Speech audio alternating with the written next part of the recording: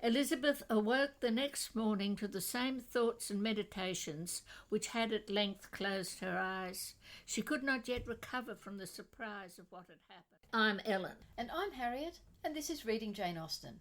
And this week, we're also joined by my partner Michael. Hello. Michael's going to be talking to us about the militia and the military in Jane Austen's time, and he might also be contributing to some of the discussion before then. We're looking at chapters 35 to 41 of Pride and Prejudice. Can you summarise these chapters in a sentence? Because I didn't get round to doing it this week. Okay. Mr Darcy gives Elizabeth a letter defending himself against Elizabeth's two accusations, which leaves her feeling that she has been blind, partial, prejudiced, absurd about Wickham, and she also can't deny the justice of his view of Jane. So when she returns to Longbourn, she's happy to learn that Wickham will be leaving when the regiment goes to Brighton, but disappointed and sorry when Mr Bennet lets Lydia accept her particular friend Mrs Forster's invitation to accompany them. So I've counted that up. There's 2 ands and there's 5 bits from Jane Austen. So that's plus 3. One of the things I noticed with chapters 35 and 36, Darcy's letter and then Elizabeth's response to it, is that they feel like they're the longest chapters in the book, but actually they aren't. In my Penguin edition, the chapter with the letter is 7 pages and then her response is only 6 pages. There are plenty of others about the same length, and there are 3 that are substantially longer. The Netherfield Ball is 14 pages, the visit to Pemberley is 13 pages, and then the return to Longbourn is 11 pages. We've also got a couple that are somewhat longer. But I think the reason these feel so much longer is they're packed full of information, particularly the letter. There's not much humour in this one. It's very serious. There's no dialogue or anything. It's just the letter. So it's really solid stuff. And yet, even though it's such solid stuff, it's completely gripping. You don't feel this is so much exposition that I'd really rather just skim over. Well, partly, of course, you're getting Elizabeth's response, which becomes very interesting as she argues it back and forward, and you're following her train of thought and her argument. Did you count the words or only the pages? Well, I only counted the pages. I didn't count the words. Yeah, because, after all, there's not much conversation. There's not much in the way of paragraph breaks, probably. True. Yeah. But, of course, the other thing is they're such a key turning point of the novel, and also they're actually pretty much at the centre of it. Yes, and in a sense, of course, now I'm thinking this is the cusp where Elizabeth starts to abandon her prejudice and register that she's been attracted by Darcy sort of all along. Well, no, I don't think at this point she registers that she's been attracted by Darcy. There's a bit in the next chapter, after she's been thinking about the letter a lot, in fact she's in a fair way to knowing it by heart. When she remembered the style of his address, she was still full of indignation, but when she considered how unjustly she had condemned and upbraided him, her anger was turned against herself, and his disappointed feelings became the object of compassion. His attachment excited gratitude, his general character respect, but she could not approve him, nor could she for a moment repent of her refusal or feel the slightest inclination ever to see him again. Although she does say, until this moment I never knew myself, I don't think really at this moment we're seeing her recognise that she's always been attracted to him. So she really does start to fall in love with him when she saw his beautiful gardens at Pemberley. I think it's been carrying on until that time. But one more thing about the letter is the length of the letter. He must have really tiny handwriting because it's 2 pages. It doesn't say it's crossed, so 2 pages written either side and then the envelope. So that's 5 pages of handwritten text for something that goes for nearly 7 pages in my copy of the book. Perhaps she had very small handwriting. Oh, she did, we know that. Perhaps they were great big letters. Perhaps he was using sort of commercial paper. At the same time as I was reading this section, I was also reading Claire Tomalin's account of Pride and Prejudice in her biography of Jane Austen, and she made this particular point that she felt that Darcy's description of Wickham's wickedness seemed grafted on from a different sort of novel altogether. And so I looked, and Darcy talks about the vicious propensities, the want of principle, which he was careful to guard from the knowledge of his best friend, and saying his life was a life of idleness and dissipation, as though, he's talking about some sort of Rake's progress. And I'm just trying to think, The real thing that Wickham did wrong was he spent too much money. He enjoyed the pleasures of young men. He didn't become an alcoholic, and as far as we know, he didn't make a lot of girls pregnant. Well, except much later in the book, when suddenly Meryton, who've been all yay Wickham, after Lydia's elopement, suddenly all these stories come through about the tradesman's daughters he's so-called seduced, and the fact that he's got gambling debts. Yes, but I mean, what I'm just thinking, though, is it would have been nice to have a bit more of a picture. I mean, admittedly, all I do when I read that is I think of that bit of the Rake's Progress where the rake is lying back in a chair with his leg up in the air. Well, no, can you tell me if you can really think of anything that was probably much worse than Bingley did? We're certainly not meant to think that Bingley and Darcy, they're probably not virgins, but they're equally probably not out seducing tradesmen's daughters. No. Jane is horrified to discover that he's a gamester. No, but I'm just sort of thinking, though, the worst thing Wickham does is indulge in all these pleasures when he can't afford them and have this vision in his mind that somewhere he's going to get this rich girl who will let him go on living that way without paying for it. Surely his worst crime is attempting to seduce a 15-year-old. Yeah, but that comes next in the letter. This is still talking about his crimes before. That this general life he's leading, which is full of idleness and dissipation, because he's not much of a drunk. He's there with the officers all the time and they're all going out to dinner parties. Perhaps he goes home and then they all indulge in more drinking into the morning. But something else about the letter, the word principled occurs in it. When Darcy is talking about Wickham's vicious propensities, in the letter he talks about the want of principle. That's right. And then later in the next chapter, Elizabeth thinks that she'd never, in Darcy, when she's sort of weighing up in the balance, it says she had never seen anything that betrayed him to be unprincipled or unjust. And of course, principle is a word that's going to become so important when we start looking at Mansfield Park, which was the next book she wrote. Yes. So I think it's interesting that it's used in these two chapters. Well, it'd be quite interesting to just run a search for the word principle right through her. Yeah, I know, as you were saying that, it was making me remember the bit in Mansfield Park where Henry Crawford goes into this long panegyric about how wonderful Fanny is, and Jane Austen sort of cuts him off and says it just showed he recognised that she was high-principled and religious, yes. Which seemed to me a very flat way to describe this lovely account he gave of her. Another thing in terms of use of words is I did a word search for the book on the word prejudice, and there are 8 uses of it, 4 of which are related to Elizabeth's feelings, and the first of these is in chapter 36, again when she's reflecting on the letter, and she starts to read it with a strong prejudice against everything he might say. The only other time it's been earlier used in the book was when Elizabeth asked Darcy if he ever allowed himself to be blinded by prejudice. Yeah. And then in the same chapter, after starting out with a strong prejudice against everything he might say, she realises that of neither Darcy nor Wickham could she think without feeling she had been blind, partial, prejudiced, absurd. And then later on when she's talking to Jane, she says it was the most natural consequence of the prejudices I had been encouraging. And much, much later in chapter 58, when she's talking to Darcy, she talks about how gradually all her former prejudices had been removed. But I think it's, again, emphasising the central nature of these chapters and they being the beginning of the turning point for both Darcy and Elizabeth. Yes. Suddenly we are getting a lot of use of the word prejudice. Yes.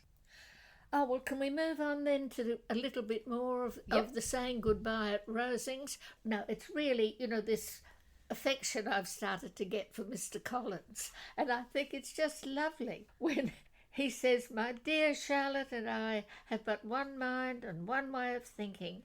There is in everything a most remarkable resemblance of character and ideas between us. We seem to have been designed for each other." Which just what we were saying about Charlotte knowing how to manage him. And, it started making me think, oh, look, no, he was a sweet man.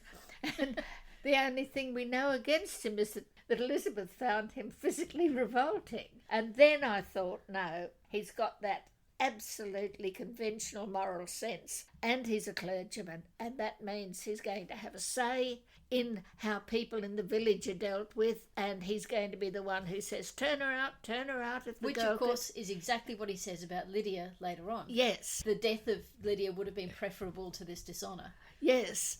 And so, I can't really feel as fond of Mr. Collins as I started to feel. I also highlighted those sentences. I do think they are a real sign that Charlotte is very much managing and manipulating is perhaps too strong a word, but yes, she is certainly influencing, yes. But the other side of that, and this is how I've always interpreted it, as exemplifying how completely self-absorbed to the point of delusional. Oh, he's delusional.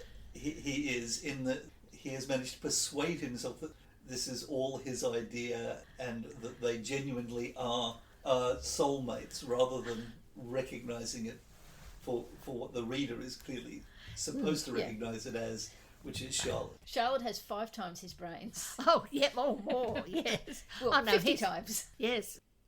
In the whole Lydia going to Brighton thing, we're getting the most complete abrogation of responsibilities by Mr. Bennet.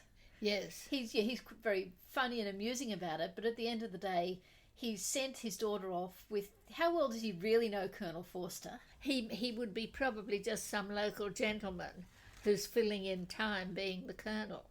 Well, to be a colonel in the militia suggests that you're relatively wealthy by the standards of the gentry and well liked in your county, and nothing more than that. But yeah, so he's just quite happy to send his daughter off, his particularly silly 15-year-old daughter off to a camp full of officers, trusting to the fact that she's going to be too poor to attract any of them. And that she's going to find her place, that she's not the sort of the belle of the ball that she is with... Which is probably true, but it's still very... No, but he's basically saying, oh no, I'll send her off. Colonel Foster will keep an eye on her. She'll come to her senses after she's been there. No, I mean, he is bad doing that. And it is sad for poor Kitty. Oh, that was another thing that I noticed in this. Talking about Kitty, I suddenly wondered, is Kitty actually a bit sickly? Because, right at the start she was coughing. I think so. But then also there's this bit in here where, when they're talking about sea air would set me up forever, and Kitty says, my Aunt Phillips is sure it would do me a great deal of good, which again suggests maybe Kitty's not a particularly healthy person. Oh, I think there's other references to that earlier. Elizabeth, when she's thinking about Mr. Darcy's letter, she talks about Kitty being sickly or something like that. She's certainly Kitty, even though she's 2 years older than Lydia. Elizabeth emphasises that where Lydia goes, Kitty will follow. Oh, yes. Though, of course, when they arrive back in Meryton with Kitty and Lydia, not only does Kitty not really have much to say in the conversation, it'd be so easy to completely forget that Maria Lucas is even there. Oh, well, yes, she's even quieter. Another bit that I got interested in is that bit where Jane Austen has Lydia there thinking what it's going to be like, and where it says she saw with the creative eye of fancy the streets of that gay bathing place covered with officers. She saw herself the object of attention to tens and to scores of them, at present unknown, and she saw all the glories of the camp. And that struck me as that's the sort of thing that pops up quite a bit in girls' literature from then on, where you have the girl sitting there having this mad picture of herself. And of course, the other thing we really see after the return home is Elizabeth really seeing her family through new eyes. She's always been embarrassed by them. At the Netherfield ball, she was embarrassed by them, but now she's seeing even more how they're perceived by outsiders. Yes, and seeing, again, more deeply the problems of her father's marriage. Yes. And that he isn't behaving properly. Yeah. I think possibly the key sentence is, Elizabeth tried to be diverted by them, but all sense of pleasure was lost in shame. Yes. Whereas previously there have been times and times when in public she's been embarrassed by them, but I think this is the first time she's really been unable to laugh at them, and it's just lost in shame. I think the other thing is too that previously she's been able to look at them beside people they're not as awful as, like the Lucases and Aunt Phillips. And in a sense, her family don't seem as bad. Yeah, true.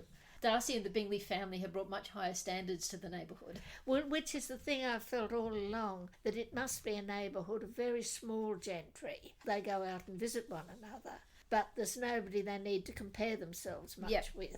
They don't have this elegance that the Bingleys and Darcy bring into the place. And then, of course, the other thing she has when she comes back is she has to encounter Wickham again. Oh, right, and yes. There's this bit where it says she had even learned to detect in the very gentleness which had at first delighted her an affectation and a sameness to disgust and weary. So all that stuff we were talking about how did she not see he was a con artist? Yes. Now she's starting to see all of that. But only because she's got some information. Yeah. She doesn't pick it up.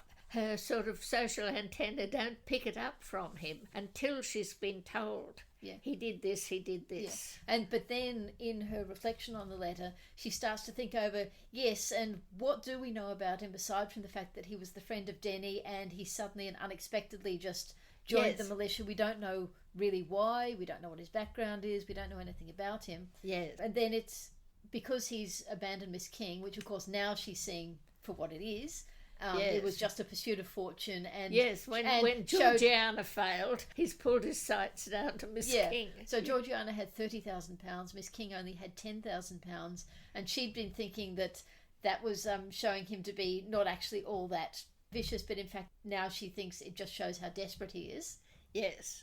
And what I love is after they have their conversation on the last night, it says they parted at last with mutual civility and possibly a mutual desire of never meeting again. Oh, is that your sentence? No, it's not. It's just a bit I liked. Yes. Okay, did you have a favourite sentence? Well, the favourite sentence I put down here, "And we mean to treat you all," added Lydia, "but you must lend us the money, for we have just spent ours at the shop out there." Yes, that's... That sentence really sums up Lydia's character completely. But for me, I sort of started to project that forward and just thinking, when Lydia and Wickham are married, you can just see them turning up at Jane and Bingley and saying, "Oh, you gave us all that money to pay our rent for the winter, but we saw this beautiful horse that would just be right for one of their children, and we knew you'd want him to have it. So can we have some more money?" The one I've chosen, and there are quite a few good ones in this section, but the one I've chosen is just after Elizabeth has told everything to Jane about Mr Wickham. "What a stroke was this for poor Jane, who would willingly have gone through the world without believing that so much wickedness existed in the whole race of mankind as was here collected in one individual." I just think that is such a beautiful Jane Austenism. It captures the character of Jane so well. And of course, a couple of sentences later, when Jane is saying we shouldn't tell everyone about him, she says perhaps he has repented now and wishes to do better.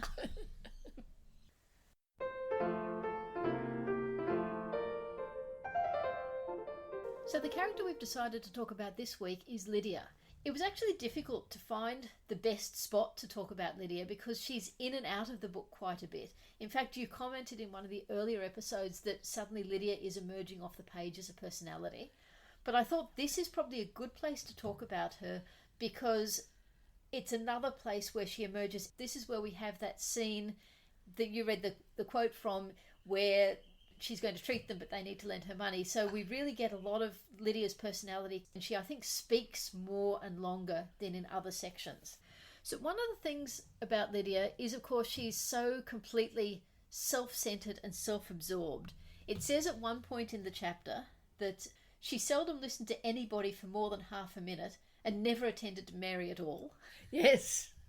But there's the other one that she's very girlish earlier on when Mr Wickham's just appeared and, "Oh, isn't he wonderful?" But she gets drawn aside because she likes playing the game and is in competition for getting her fishes, I think they called them, that's right, having her fishes. And so, she is still 15, 16. She's really distractible. The other bit is that funny bit where she tells about how they dressed Chamberlain up in women's clothing. Yes. And the other officers were quite deceived until she messed it up by laughing so much. Yes. There were also these sort of slight indications that Wickham is turning into her favourite.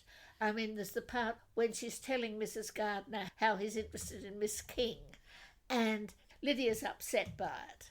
But you can just sort of feel that Wickham is becoming a bit more in Lydia's frame of reference. And of course, she then in these sections describes Miss King as such a freckled. Yes. How could he care for her? Yes. Another thing I remember from years and years and years ago, when I was in high school, I went to a presentation by John Burroughs. I think it was in the very early stages of him doing his analysis of the language used in the book. Yes. And one thing I clearly remember is when he took out Lydia's speeches, she uses the word I more than practically anybody else. Oh. And he also says she uses I more than me, as in she will always be at the start of her own sentences, the subject of her own sentences, never the object of her own sentences. Oh, right. It's one of those things that the analysis supports something you kind of feel anyway, Yes. that all of Jane Austen's characters, or maybe not all, but certainly the significant characters of Jane Austen have their own unique way of speaking, their own unique turns of phrase. Although I think Lydia does share some with Mrs. Bennet. Somewhere in the book, Mrs. Bennet says the dinner we had was 50 times better than anything at the Lucases. Yeah. Lydia could have said that. Yes, yes. Elizabeth, when she's talking to Mr. Bennet about Lydia, she is very harsh about her, probably because she's still distressed because of Mr. Darcy's letter, but she says her character will be fixed and she will, at 16, be the most determined flirt that ever made herself or her family ridiculous. A flirt, too, in the worst and meanest degree of flirtation, without any attraction beyond youth and a tolerable person, and from the ignorance and emptiness of her mind, wholly unable to ward off any portion of that universal contempt which her rage for admiration will excite. Oh, yes. Yes, it's pretty awful about a sister, isn't it? Yeah. But she's nearly as harsh about Mary on occasion, Elizabeth. Whereas Kitty is just fretful and sickly. In their Yes. view. Kitty coughs, and that's about it. Yes. I do wonder whether contemporary readers would have been more likely to share Elizabeth's harsher interpretation of her behaviour, that they'd have found it less forgivable than we do. Well, I think probably very likely. But it is such a nice picture of a particular sort of 15-year-old girl who's just sort of come to realise that she can sort of impose herself on young men as well as on her family and the other girls, and that they will respond, and that she's discovered it. With Lydia's personality, it bounces out of the book, doesn't it? Not necessarily in a nice way. Other people we enjoy isn't in a nice way. Yeah. We don't love Lady Catherine, but we like having her there. Yeah. You kind of wonder what might have happened to Lydia if she hadn't been allowed to go to Brighton. I think she'd probably have found a younger son of some of this minor gentry that are living in that area. Because after all, that's what Mrs. Bennet did. And Lydia is starting at a higher plane than Mrs. Bennet because she's starting as the son of a gentleman, Yes. which Mrs. Bennet wasn't. Maybe she's got sex appeal that Elizabeth doesn't really recognise. Oh, I'm sure she has. Yes. She must have, or Wickham wouldn't have gone off with her. Yeah, and I suppose if it had been just someone in the local gentry, she probably would have done things according to the standard approach of engagement, marriage, sex, rather than the other way around. Or possibly engagement, sex, marriage. Well, yes. But yeah, and it would have been someone probably a bit more age appropriate. Alternatively, what she could have done, it could have been with someone local. It could have been sex, engagement, marriage. Someone around her own age of the local young men, particularly once the officers have gone. Yeah. Would the local young men have done sex before engagement, though? With someone of their Lydia. own class? With Lydia, Given they the probably chance. would. Oh, I'm sure given the chance, but my question is not whether they would have had sex, but whether they would have had sex with the daughter of a gentleman. If she was throwing herself at them. I mean, which is what Lydia was doing. Yeah. There's another bit I like, that when they get back home, back at Longbourn, Lydia, in a voice rather louder than any other person's, was enumerating the various pleasures of the morning to anybody who would hear her. Yes. She never shuts up. Yes. She's not complaining like Mrs. Bennet, though she probably will be in 10 or Yes. 15 or 20 years' time.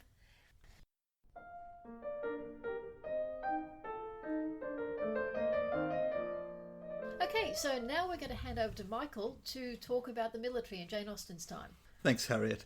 What I thought I'd start by talking about is that, in fact, at this time, Britain has 3 land-based military forces. The largest of these was not actually controlled by the British government. Can I guess? You can guess. The East India Company's army in India. Yes, the private army of the Honourable East India Company was the largest British army during the Napoleonic Wars. It was also different from the others, and it was the only one in which officers actually were trained in their profession. But it was the least prestigious. Secondly, the one that appears most in Pride and Prejudice is, of course, the militia. The militia were a home defence force, a kind of precursor for the territorials in the UK, or the Army Reserve in Australia, or the National Guard in the United States. In terms of the military hierarchy, they were subordinate to the British Army, but from the perspective of many people in the gentry, like Mrs Bennet, they were considered more genteel because the officers entirely came from the county gentry class. Lastly, and most importantly historically, is the regular army. It was the smallest of these 3 forces, and in fact, Britain's army was the smallest amongst the combatant powers during the Napoleonic Wars. It also occupied a rather ambivalent place socially during the Regency, in a way that might surprise people whose experience comes based more on later 19th century literature, where it becomes much more respectable. So, whilst there are a small number of regiments, the Guards, for example, most of their officers would be junior sons of the peerage. Very few members of the gentry would manage to get in there. The next step below them are some of the cavalry regiments, which are also quite fashionable and expensive to get into, and which were considered respectable and glamorous. But the overwhelming majority of line infantry regiments were not seen as a very desirable career amongst the gentry. Certainly much less desirable than the navy, because there was much less opportunity for making yourself wealthy, because the navy had prize money, which was essentially legal piracy, whereas looting in the army was illegal. So at this period, most army officers were from the very lowest levels of the gentry, and even from the professional classes. And actually a surprisingly large number of officers in the peninsula, for example, even came up through the ranks. So, those are the 3 forces. Let me talk a little bit more about the militia. The militia was always raised at the county level, and in its early history, the colonel of the regiment was responsible for raising it, for financing it, etc. In the 1790s, it was regularised, by which they were paid for by the government, but they were still very much organised at the county level.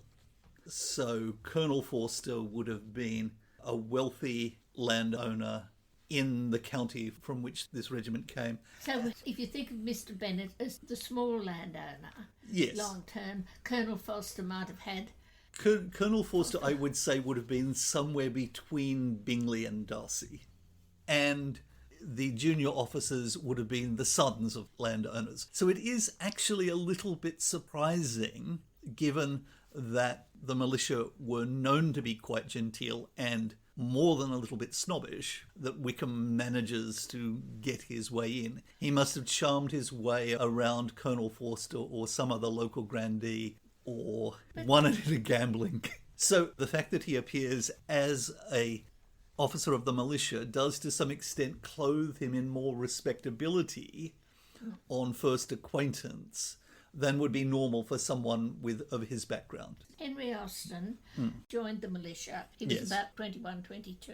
And he sort of could come into the militia and go back to Cambridge and do some more of his degree. Indeed. So it was a part-time service. When they were embodied, it would generally be for the spring and summer months, around 3 months a year. Except in Pride and Prejudice, they're arriving for the winter months.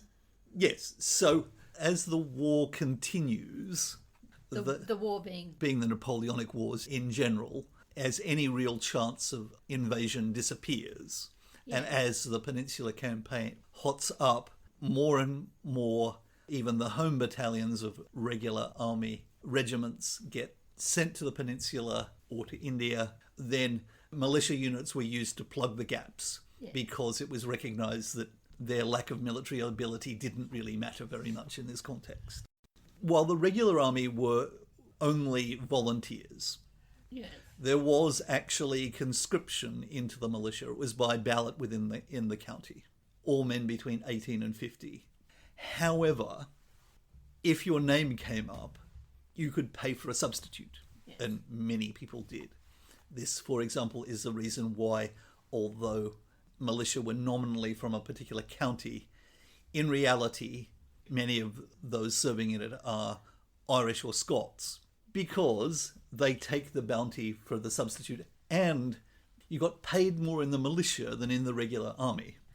So they've become a problem because they're this large force that is costing a lot of money, that can't be used for overseas service, and is drawing what are regarded as the best recruits away from the regular army. So they're problematic in that way. But the other aspect that is more surprising that it doesn't appear in Jane Austen's work is that although the gentry of the county where they were serving would welcome the officers, landowners overwhelmingly did not welcome the militia arriving. They hated the regular army arriving much more, but even so, they resented it for the simple fact that barracks were only in the largest military towns, and so the common soldiers would be billeted, sometimes in public houses, but without doubt in a smaller place like Meryton, they'd have been billeted on the local landowners. Yes. And the local landowners didn't like that. They saw them as causing discontent, poaching, stealing their livestock, and generally leading their own servants and staff into drunkenness and debauchery.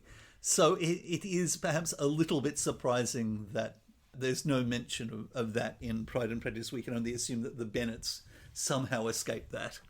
I think the main reason that the militia was not disbanded was that so many of its officers would have been members of Parliament.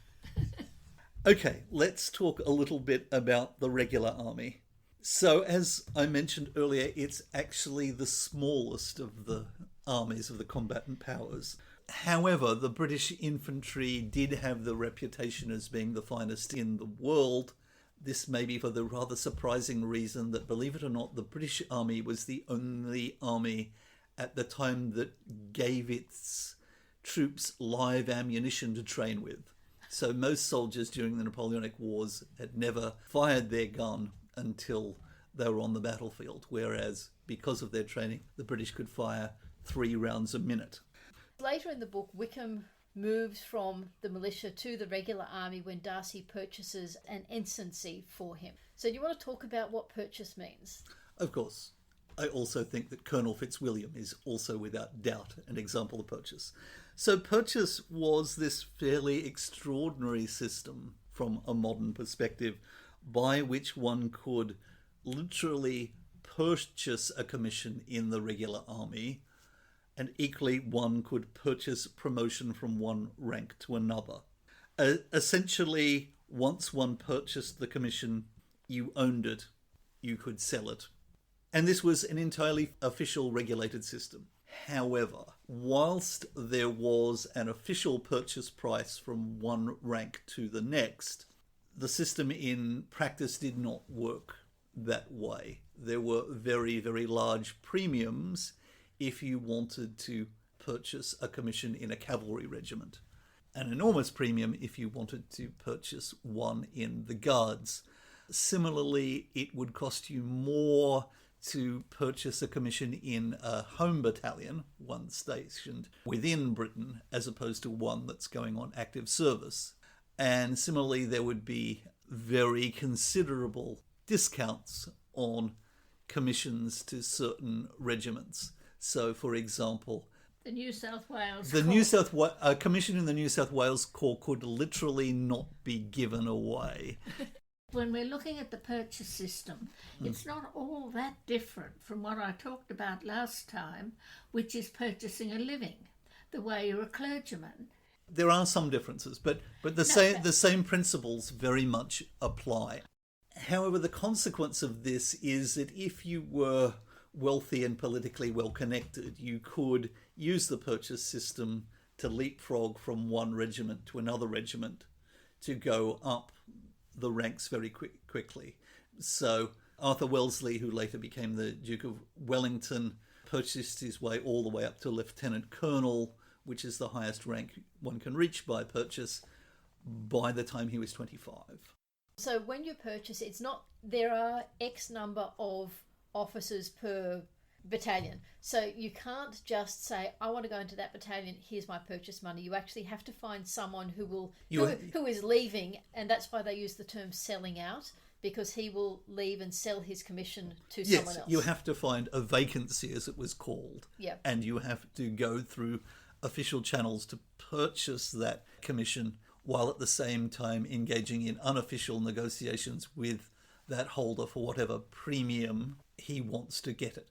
One key point to make is that battlefield casualties, disease casualties, you can't buy a dead man's commission. Those who die on the battlefield, their widows, their families can't sell their commissions. Those promotions come strictly on seniority within the battalion in which you are serving. Mm-hmm. So when a captain dies, the most senior lieutenant within his battalion then gets that captaincy without having to pay a penny. Though he has paid a penny to be a lieutenant. Without having to pay another penny.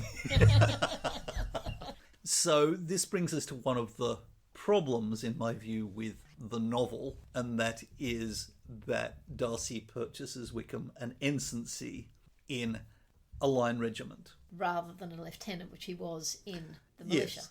He's far too old to be an ensign. Well, we assume it's a line regiment. It doesn't state it. I think it is clear that it's a line regiment, not least because a guards regiment, a fashionable cavalry regiment, would never have accepted Wickham under any circumstances, regardless of how much money he had.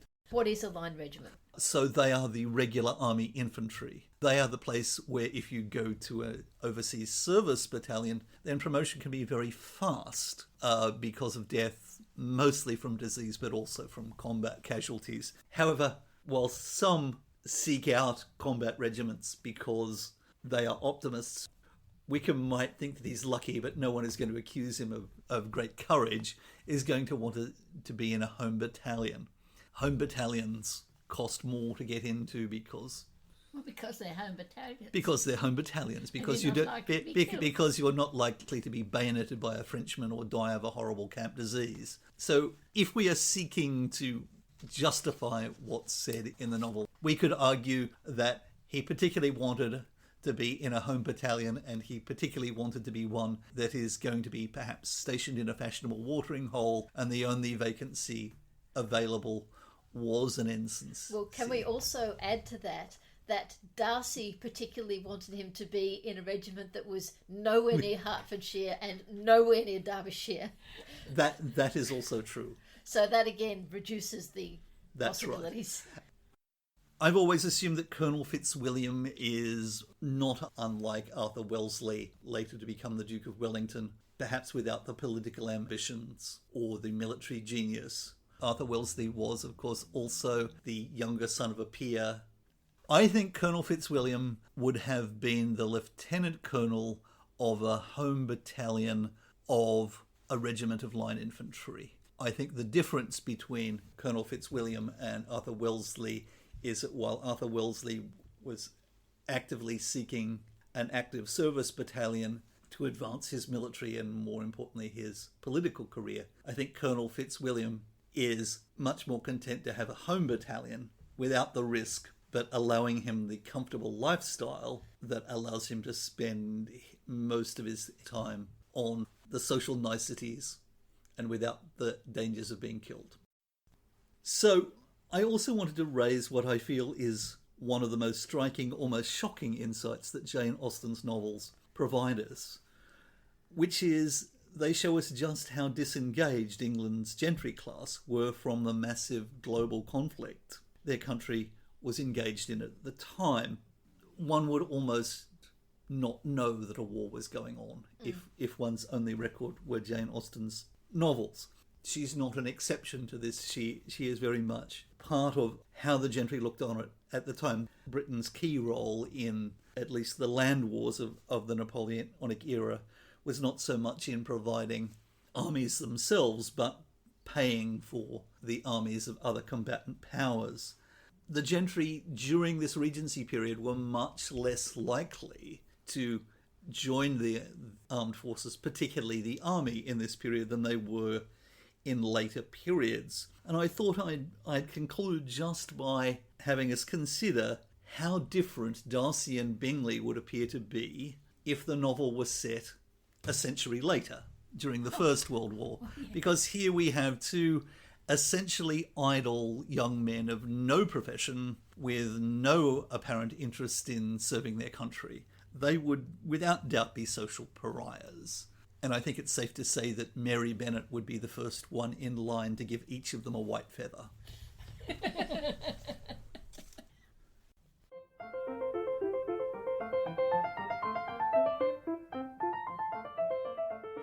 Okay, so now I'm going to talk about the pop culture versions of Pride and Prejudice. As we said earlier, these two chapters are very text-dense and completely engaging and engrossing to read, but very, very difficult to dramatise. So they've taken different approaches to it.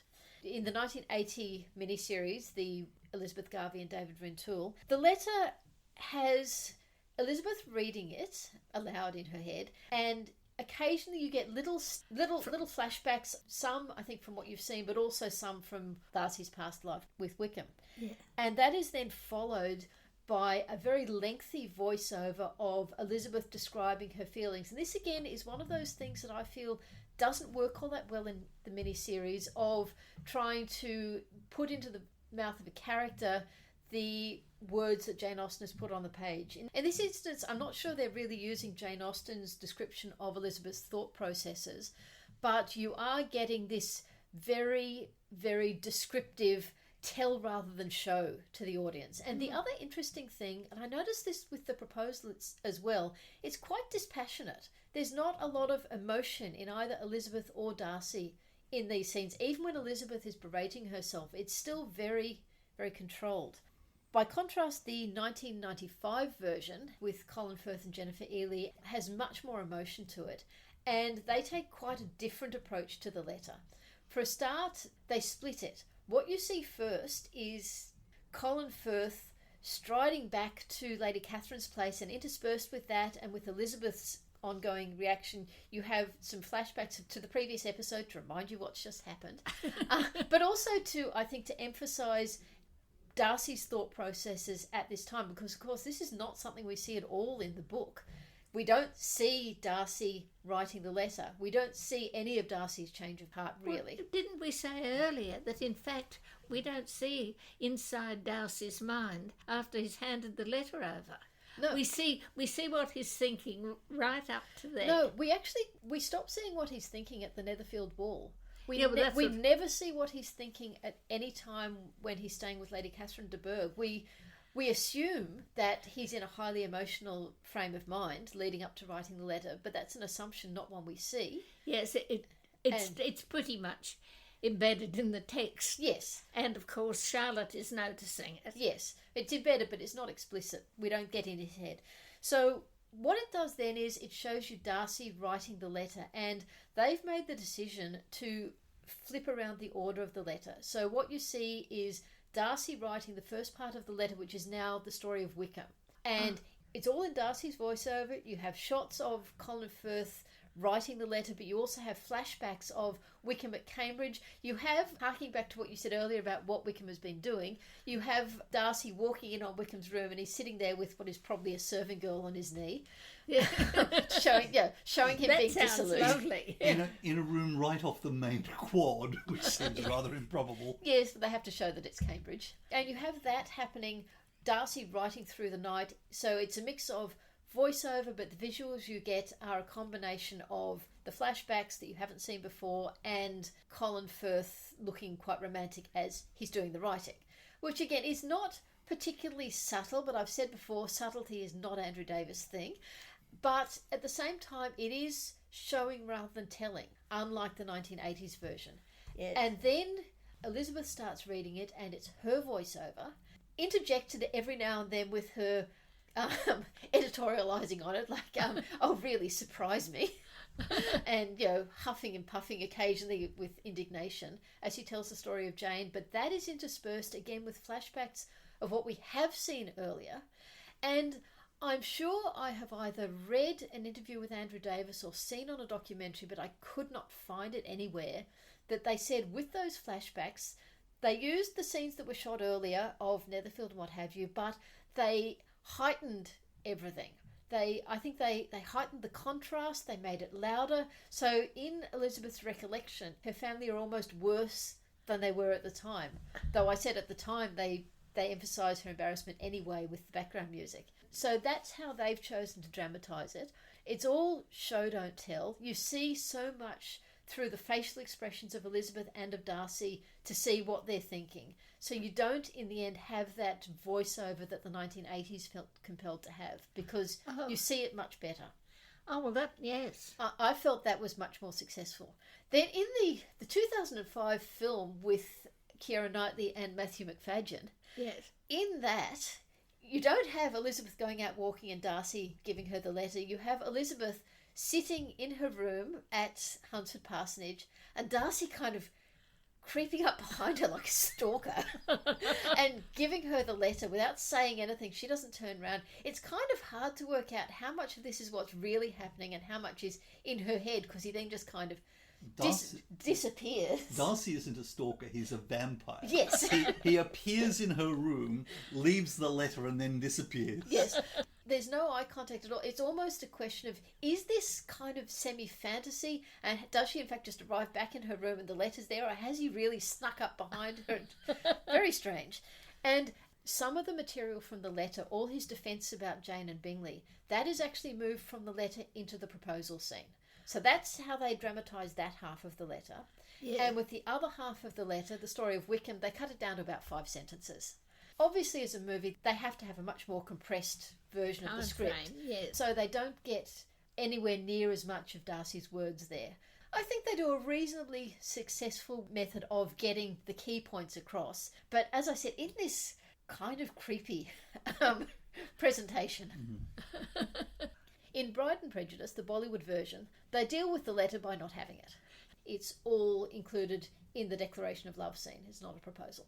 And in the Lizzie Bennet Diaries, which is the web series, the modernised one, because the background of that is this is not a camera filming what's happening. This is actually a video blog that she is presenting to the internet. So you have Darcy arriving and giving her the letter, and then you see her saying, well, of course I'm not going to read it. And then she picks it up and she starts to read it, and then she reads more, reading it to herself, not aloud, and then the episode finishes, and then the next episode starts, and she's talking about all sorts of other things, and then Charlotte says, everyone wants to know what was in the letter, and she says, well, I can't tell you because it's private, and I know I've told a lot of other stuff on this blog, but I can't tell this. So you actually don't see any of the defence of Darcy against Wickham at that point, though she does say, but I'll tell you one thing that wasn't in the letter.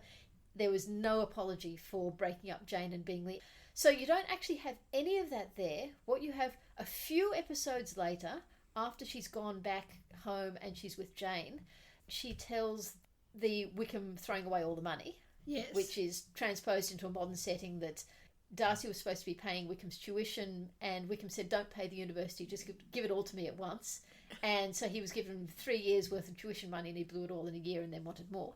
Yeah. But there's no mention at that stage of anything else. She has said earlier she's not going to tell it because it involves people she's never met. But in that version of the story, you don't get it. Then much later, when Georgiana Darcy actually appears, you have Georgiana telling the story herself. So that's how they deal with this combination situation of reading a letter is boring and also reading this very personal letter doesn't fit with the concept of I am telling this to the internet.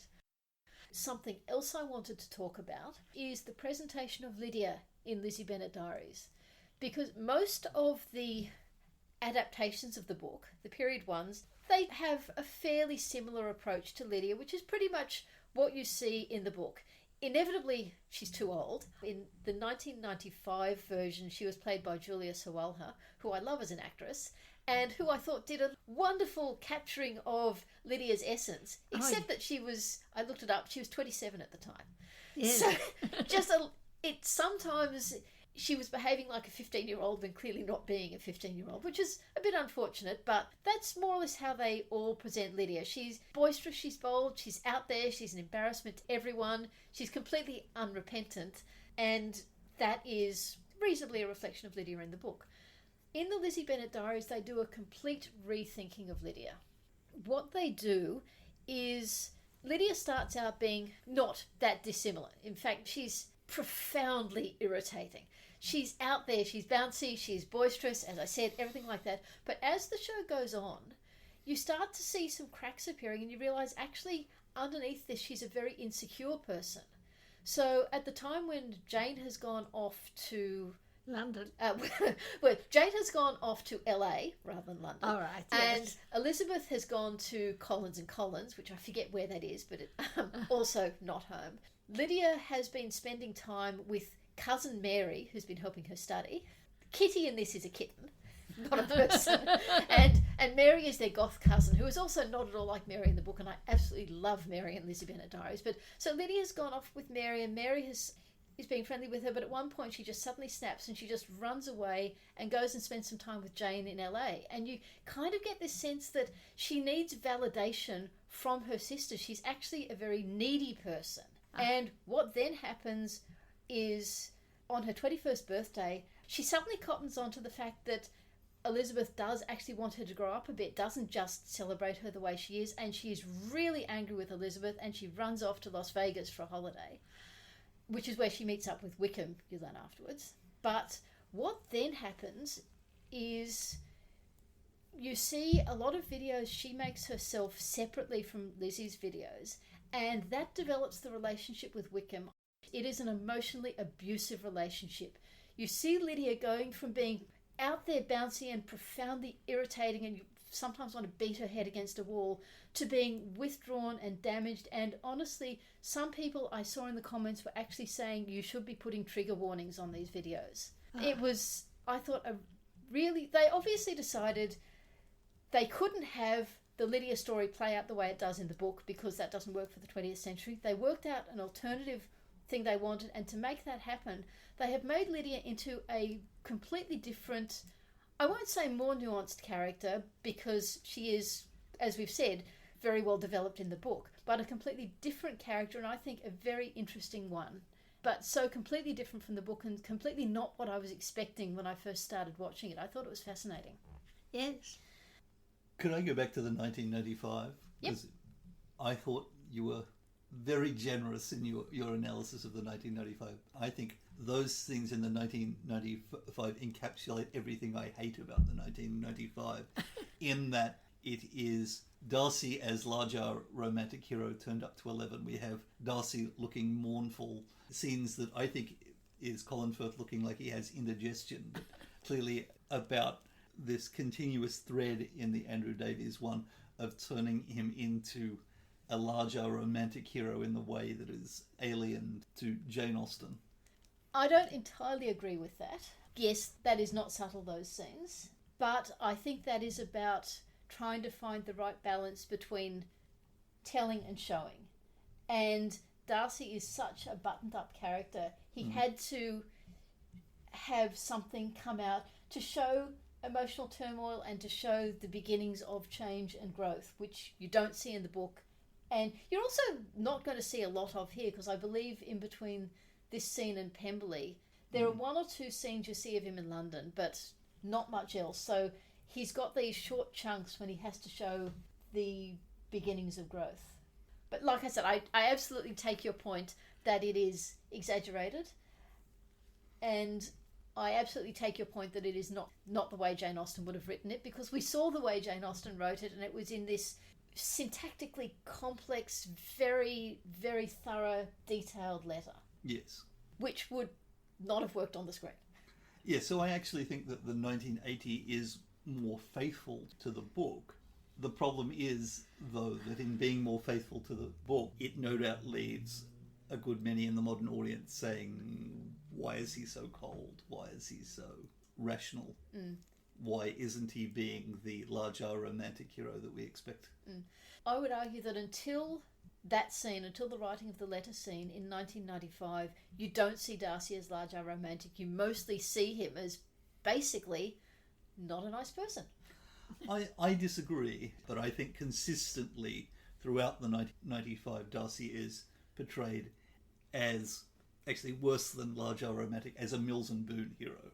We have Darcy galloping around on horses for no readily apparent reason. We have Darcy fencing, which he... Well, we haven't had that yet. Yes, but engaging in all kinds of activities that Darcy doesn't do in the book, and Jane Austen would never have her heroes doing, precisely in order to make him more of a conventional romantic hero.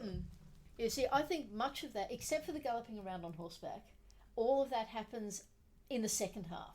That's when the jumping in the pond occurs. Yes. And I will be talking about that. One other thing I wanted to say briefly is when Elizabeth is thinking about the letter, one of the things she thinks is that she had often heard him, as in Darcy, speak so affectionately of his sister as to prove him capable of some amiable feeling. Now, in the book Mr Darcy's Diary, written by Amanda Grange, as distinct from another book also called Mr Darcy's Diary that I haven't read, one of the things that comes through in that is his affection for Georgiana. That diary starts well before the book begins. It starts before the whole Ramsgate thing. And scattered throughout it is Georgiana writes that she's learning a new sonata on the piano. Georgiana has done this. Georgiana has done that. I have bought this for Georgiana. This affection Darcy has for Georgiana. I think the author has really picked up on that simple sentence in the book and a few other things later and really scattered it throughout and really, really brought out this affection between brother and sister, which I think is really nice. Michael has been watching with me, not all, but some of the excerpts from the various adaptations. And he has lots of thoughts about the military uniforms used in these productions. So the short version is they're all unbelievably dreadful. Most dreadful is the 1940, where Wickham and the militia appear to be wearing some kind of Ruritanian band uniform. And it quite bizarrely has Colonel Fitzwilliam in a kilt. The most historically accurate is the 1980. However, it's guilty of what they all are, and that is completely historically inaccurate in that whenever one sees a character from the militia, they're always in full parade uniform. Militia officers would have relatively seldom worn their uniforms. They would certainly have not walked around the streets in their parade uniforms with their sabres, with their epaulets, wearing their shakos. It's all about the difference between what people think and expect of an historical period versus actual historical practice. So I can entirely see why they do it, but it's nonetheless inaccurate.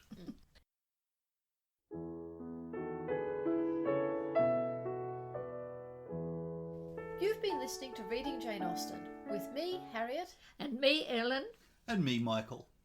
In our next episode, we'll be doing chapters 42 to 46 of Pride and Prejudice.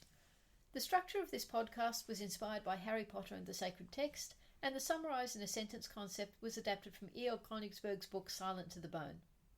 Our music is Creative Commons performances of pieces Jane Austen might have listened to.